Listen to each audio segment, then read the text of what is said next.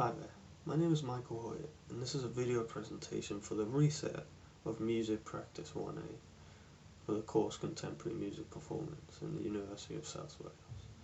So basically, in the next few minutes, I'll be explaining the technical foundation behind the performed styles, and also demonstrating the techniques that helped me throughout, and the practice regime also I used throughout the process. So let's begin. So the first genre I'll be talking about is the blues. This genre is probably one of the most influenced by history and also society. And a key factor in this music would have to be the abolition of slavery after the 50s, which permitted this music to spread out throughout the country and breathe in the different influences of each part. This created different styles of blues, and later put in the drums into the mix, and created the shuffle rhythm, which I'll explain now and demonstrate also. So the shuffle is a rhythm used in blues, and based on swung eighth notes. So swung means that you play them as if they were played in groups of threes, the feeling of like threes basically. So it would go like.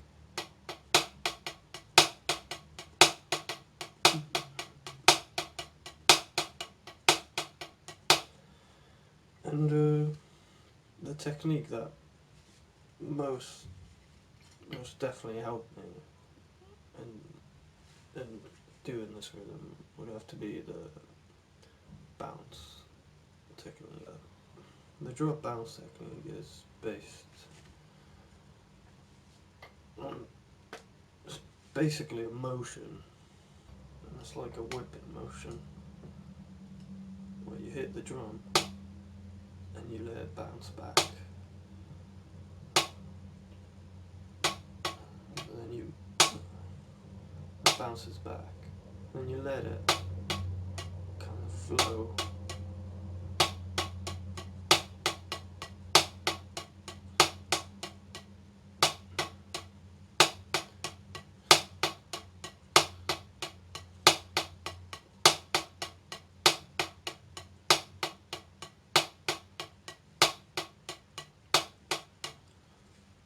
So applied to the blues shuffle, you have to be kind of like relaxed motion. So it starts like.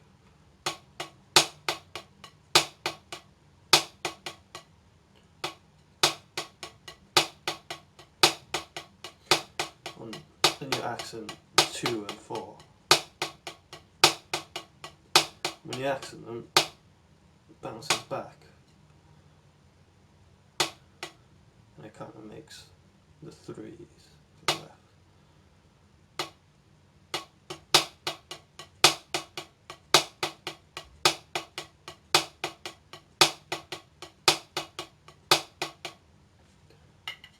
And yeah, that's how basically it helped me. So another technique that helped me play the styles of blues would have to be the single accent in odd and even spaces. So this technique is based on playing straight eighth notes. You can start with your right hand, or you can start with your left hand.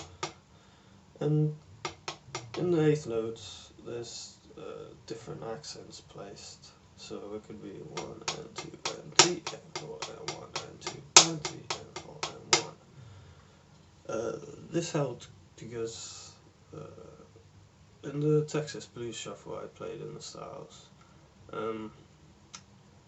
2 and 4, the notes 2 and 4 are accented on the hi-hat and also on the snare drum.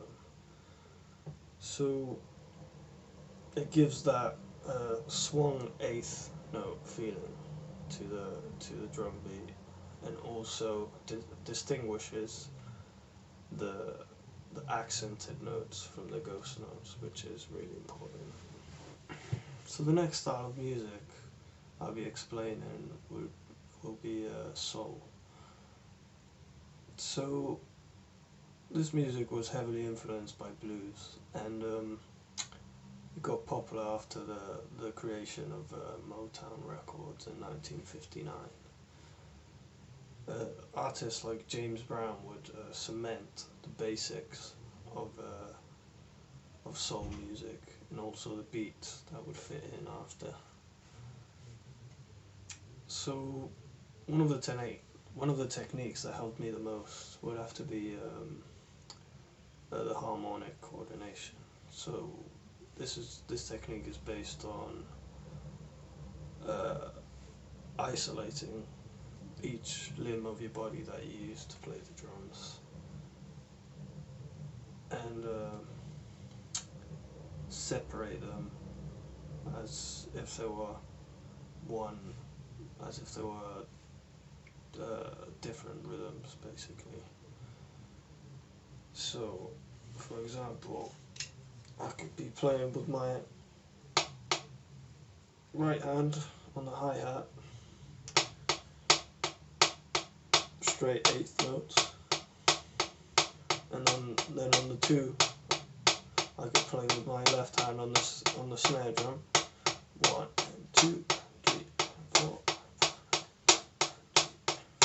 And on the and of the one, I could play the foot on the hi-hat.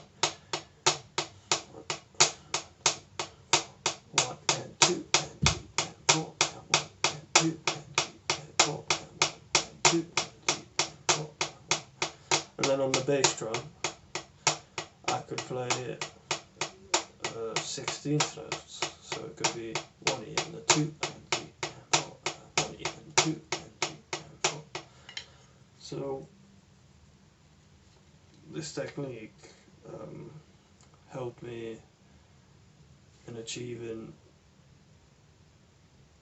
the soul feeling from kind of like separating the hi-hat rhythm and the snare rhythm from the bass drum rhythm. So finally, I wanted to explain my practice regime to learn these techniques and how to use them, that kind of stuff. So for the drop bounce technique I use for blues and soul also. I practice about 20-30 minutes a day, so it could be like a fluid motion. The harmonic coordination technique, since it's a little bit more difficult, I practice 1 or 2 hours a day to gain total independence of all the limbs and play. And yeah, that's about it. So I hope you enjoy the presentation, and thanks for watching.